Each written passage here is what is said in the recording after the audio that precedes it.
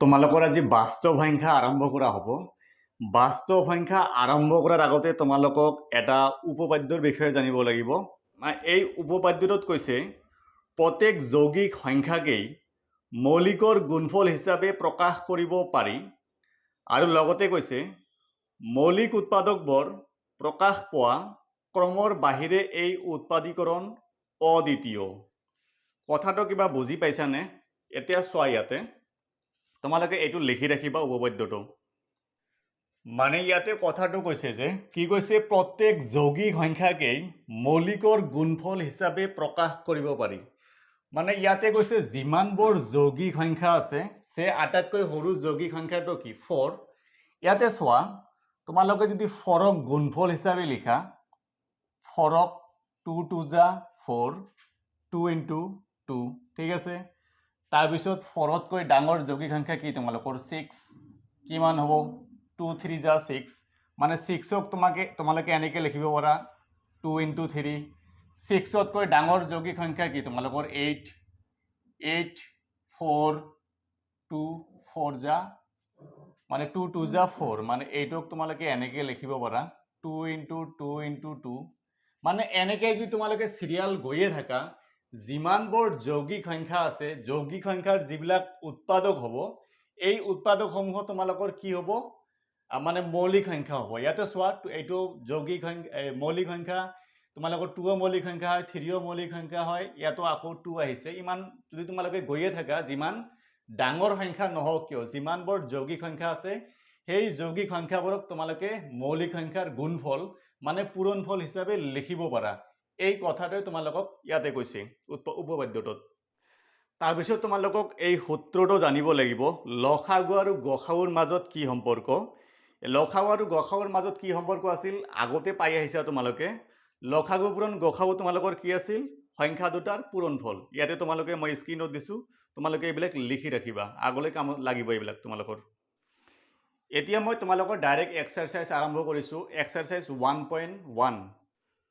তোমালোকৰ এক্সাৰচাইজ 1.1ত কৈছে প্ৰতিটো সংখ্যাকে ইয়াৰ মৌলিক উৎপাদকবোৰৰ গুণফল হিচাপে প্ৰকাশ কৰা।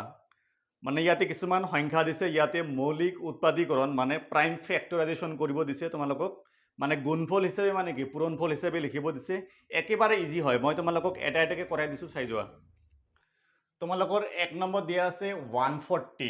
140ক তোমালোকে কি কৰিবা? কি কৈছে তোমালোকক? মৌলিক উৎপাদীকৰণ মানে মৌলিক সংখ্যাৰে ডিভাইড কৰিব লাগিব। ইয়াতে চোৱা 140, ইয়াতে চোৱা আটাইতকৈ সৰু সংখ্যাটো কি তোমালোকৰ? মৌলিক 2, তাৰপিছত 3, তাৰপিছত কিমান আহিব? 5। আগতে বুজাইছিলোঁ মৌলিক সংখ্যা, আজি আৰু নকওঁ। তাৰপিছত 7, তাৰপিছত তোমালোকৰ 11, তাৰপিছত 13, তাৰপিছত তোমালোকৰ 17, এনেকৈ গৈ থাকিব। মানে আমি কেনেকৈ হৰণ কৰিম? প্ৰথমতে চাম 2ৰে যায় নে নাই। যদি 2ৰে যায় আমি 2ৰে হৰণ কৰিম, 2ৰে নেগেলে 3, 3ৰে নেগেলে 5, এনেকৈ চিৰিয়েল গৈ থাকিম। আটাইতকৈ সৰু মৌলিক সংখ্যাটো কিমান আছিল? 2। ইয়াতে চোৱা 2ৰে হৰণ যাবনে নাই? লাষ্টত 0 আছে মানে 2ৰে যাব। এইটো চোৱা 2ৰে কিমান বাৰ যাব? এইটো 7 0 70। আকৌ চোৱা 2ৰে যায় নে নাই? আকৌ যাব, 0 আছে 35। এতিয়া চোৱা 35ক কিহেৰে যাব? 3ৰে যাব নেকি? নাযায়। 3ৰে নেগেলে আমি 5ৰে ডিভাইড কৰিম, 5 5 7 যা কিমান হয়? 35। আৰু যাব নেকি? নাযায়। গতিকে তোমালোকে 140 কেনেকৈ লিখিব পাৰা? 140 ইকুৱেল কি লিখিব পাৰা? 2 into 2 into 5 into তোমালোকৰ কি হ'ব? 7। এইটো তোমালোকে আৰু এটা কাম কৰিব পাৰা। ইয়াতে চোৱা 2 কেইটা আছে? দুটা আছে। এইটো 2 স্কুৱেৰ লিখিব পাৰা, into 5 into 7। এইটো তোমালোকে লিখি দিবা, ঠিক আছে। এইখিনিলৈকে এনচাৰ তোমালোকৰ এইখিনি লিখিব দিছিল। 1 নম্বৰ সলভ হৈ গ'ল। 2 নম্বৰ চোৱা এতিয়া। এতিয়া 2 নম্বৰটো চোৱা কিমান আছে? 156। আগৰ দৰে চেম। চোৱা লাষ্ট প্ৰথমতে কিহেৰে চাম? 2ৰে। আটাইতকৈ সৰু মৌলিক সংখ্যা যিহেতু 2, লাষ্টত 6 আছে মানে যুগ্ম সংখ্যা আছে। 2ৰে যাবনে নাই? 2ৰে যাব। ইয়াতে চোৱা 15ত কিমান বাৰ যাব? 7। বাছিল কিমান? 1, লগত আছে কিমান? 6, কিমান বাৰ যাব? এইটো 8। তাৰপিছত চোৱা লাষ্টত 8 আছে, আকৌ 2ৰে যাব 3 বাৰ, বেছি হ'ল কিমান? 1, লগত কিমান আছে? 8, 9 বাৰ যাব। আকৌ চোৱা 2 যাব নেকি নাযায় লাষ্টত 9 আছে এবাৰ 3 যাব 3 13 যা 39 আৰু যাব নেকি নাযায় গতিকে ইয়াতেকে তোমালোকে লিখিবা 156 ইকুৱেল 2 into 2 into 3 into 13 ইয়াতে 2 দুটা আহিছে গতিকে তোমালোকে 2 স্কয়াৰ লিখিব পাৰা into 3 into 13 এইখিনি তোমালোকৰ আনসাৰ কিমান ইজি চোৱা একেবাৰে ইজি হয় এইটো উঠাই লোৱা বুজি নাপালে কমেন্ট বক্সত কমেন্ট কৰি জনাবা 3 নম্বৰটো আছে 3825 3825 চোৱা কিহেৰে যায় 2 তো নাযাবই 3 যাব নে চোৱা 3 নিয়মটো কি আছিল এই গটেকেটা যোগ কৰিবা মানে 3 + 8 কিমান হয় 3 + 8 তোমালোকৰ হৈ আছে 11 11 + 2 কিমান হৈ যাব 13 13 + 5 কিমান হৈ যাব 18 18ক 3 যায় নে নাই গতিকে তোমালোকৰ এই ডাঙৰ সংখ্যাটোকো 3 যাব ইয়াতে চোৱা 3 এবাৰ যাব 8ত কেইবাৰ যাব 2 বাৰ বেছি হল কিমান তোমালোকৰ 2 লগত আছে 22 হল 3ৰ 7 গুণ 21 বেছি হল 1 লগত কিমান আছে 5 কিমান বাৰ যাব 5 বাৰ এতিয়া চোৱা আকৌ 3 যায় নে চোৱা 1 আৰু 2 কিমান হৈ আছে 3 3 আৰু 7 10 10 + 5 15 15ক 3 যায় মানে এই সংখ্যাটোকো তোমালোকৰ 3 যাব 12ত কিমান বাৰ যাব 4 বাৰ 7ত 2 বাৰ বেছি হল 1 লগত আছে কিমান 5 15 মানে 3ৰ 5 গুণ 15 এতিয়া চোৱা এইবাৰ কিহেৰে যায় 4 আৰু 2 6 6 5 11 11ক নাযায় 3 গতিকে 3 নাযাব এটো 5 যাব লাষ্টত 5 আছে মানে 5 যাব 5 8 যা 40 বেছি হল 2 লগত আছে 5 কিমান হ'ব 5 5 যা 25 এতিয়া আকৌ চোৱা 5 যাব লাগে 5 এবাৰ বেছি হল কিমান 3 লগত আছে কিমান 5 5 7 যা 35 আৰু যায় নেকি নাযায় এখিনিলৈকে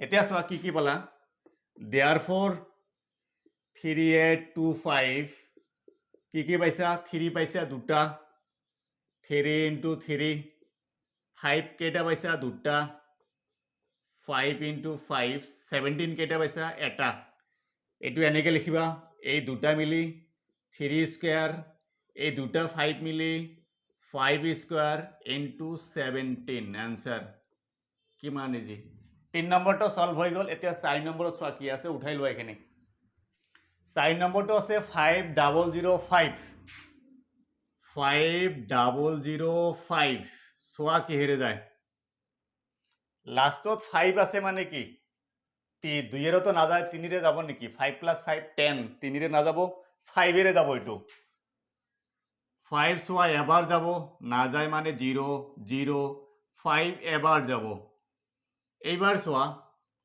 2 3 না যায় 5 যাব নেকি 5 না যায় এটো এটো তোমালোকৰ 7 যাব লাগে 7 চোৱা মানে 5 নেগিলে আমি 7 দিম যেহেতু 5 তকৈ ডাঙৰ মৌলিক সংখ্যা কি 7 ইয়াতে 10ত কিমান বাৰ যাব এবাৰ বেছি হল কিমান 3 লগত আছে 0 কিমান বাৰ যাব 7ৰ 4 গুণ 28 বেছি কিমান হল 2 লগত আছে 1 21 হল মানে কিমান বাৰ যাব এটো 3 বাৰ 143 এতিয়া চোৱা কিহেৰে যায় 7 এটো যায় নেকি না যায় 11 যাব লাগে 11 যাব লাগে এটো 11 চোৱা 11 14ত কিমান বাৰ যাই আছে এবাৰ বেছি হল কিমান 14ৰ পৰা 11 গল কিমান বেছি হল 3 লগত আছে 3 মানে 33 3 বাৰ যাব আৰু 13 কোনো সংখ্যাৰে না যায় গতিকে এখিনি লৈকে therefore লিখিবা ইয়াতে